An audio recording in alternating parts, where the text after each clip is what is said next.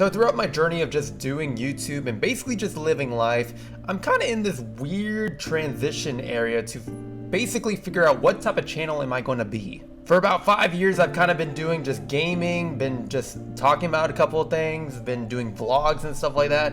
And we're at this point in time where like I really don't know what to do with this channel. A lot of you guys have now established the fact that like you guys want to just watch me for me, which it's kind of weird coming from a small channel. In order for me to get the answers from you guys of what content do you guys want to see, I decided to go on Twitter and on YouTube to basically give out an idea of what you guys wanted to see. And one particular idea was a story time / cut commentary type of thing. Yes, the good old cut commentaries that a lot of Call of Duty YouTubers would do in creating videos. I took it up on YouTube and I only got like 1 vote.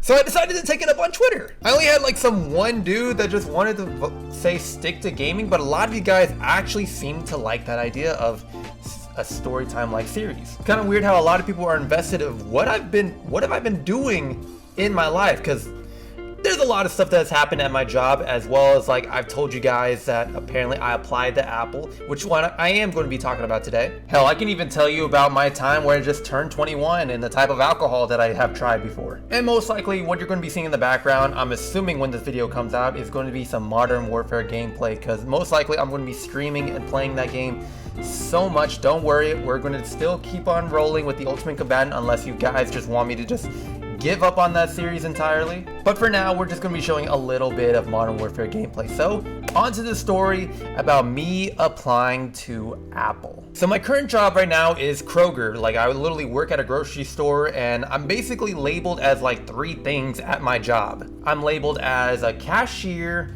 a self-checkout attendant, and a floor supervisor. Now how all those things connect, let me explain. So either they need me to be like a normal clerk, which is either a cashier or a self-checkout attendant. Obviously you know what those two are, but if you guys don't know, cashier is basically a person that like you go into a lane, you check out all your stuff, you actually have a human being doing the transaction for you, and then you just move on with your life. While a self-checkout attendant, you basically are the person controlling these 6 machines.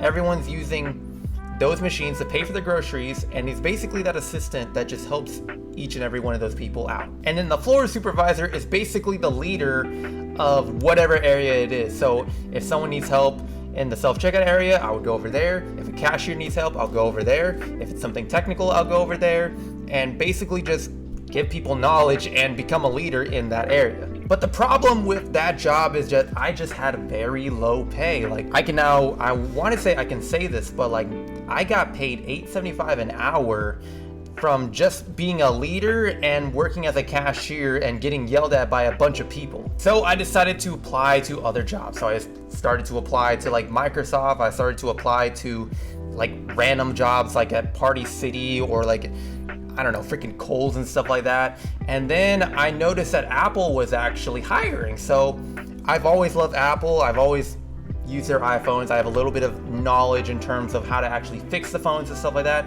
So I thought I would be a perfect candidate for that. A couple days came by, and out of all the jobs that I have applied for, Apple actually decided to respond and tell me to schedule a phone interview. It was totally weird to me because like out of all the jobs, Apple was the only one that gave me a response. So I decided to schedule my interview and then wait until the phone interview happened. A lot of people were even actually happy for me because of the fact that like they knew I was smart in technology. They knew that I was basically a right candidate. I mean, I already do well at my job, as what some people would tell me. So there was so many people that was actually thinking that I was actually going to get this job. Foreshadowing if you haven't noticed already. So I did the interview and it actually went pretty well. I spoke with full-on confidence. I answered the questions to the best of my ability, and they just straight up just gave me another interview. People were happy for me. People were thinking, oh great, you're actually going to leave this job. I mean, it's going to be sad, but at the same time, we're proud of you because your pay rate was going to be amazing. And that's what a lot of people were telling me. But I was just wanting to work there because like I just love the brand in general. I mean, if you do a lot of research on what Apple basically pays you, it's pretty good pay. Fast forward a couple of weeks, we literally get into the interview. I walked into the mall, the store hasn't even opened yet, and I basically was just talking to people who were about to do the interview as well. The person that was interviewing all of us was actually the senior manager of that store. He was calm, chill, greeted us with care, and led us into the Apple store. We sat around the table and basically he was just talking about himself in the beginning of the interview. We found out that he basically was like starting off as a bagger at like H-E-B and then moved up to be a manager at H-E-B. I was thinking in my head, is like, this is perfect. I became a bagger at Kroger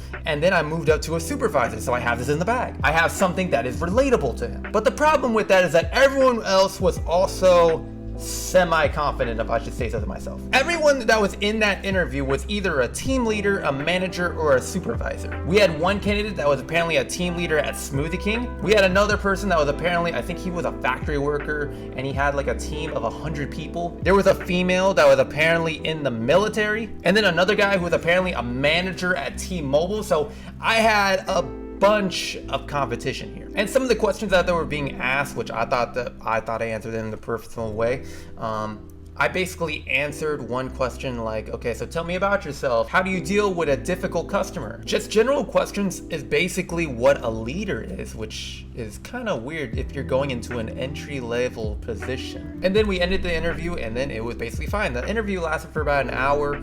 I kind of walked out of there being like, I did not do well, because every time I spoke, the manager was just like, all right, thank you for sharing with us. All right, you're up next.